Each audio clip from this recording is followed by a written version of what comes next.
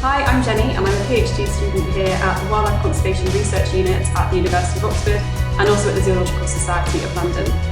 My research is all about African wild dogs, how they might be threatened by climate change and what we can do to conserve them as a highly endangered species.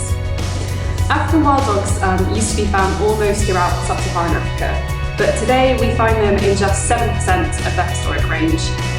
These massive losses in both their range and their population size has been linked to things like human expansion, habitat fragmentation, disease and conflict with humans.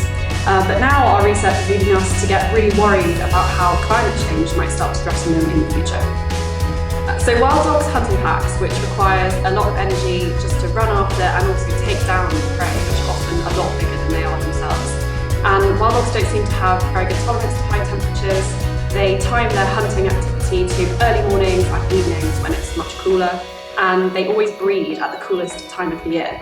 So what we've seen is that when there are these prolonged periods of high temperatures, wild dogs have reduced hunting activity, lower reproductive success and higher mortality. For my PhD, I'm studying the processes that are involved in regulating temperature in wild dogs. So how much energy do they really use when they hunt, when they walk, when they sleep, or even when they're just playing in the pack?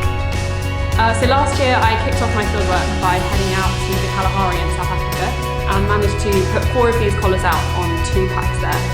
So they've been out there collecting data this whole time.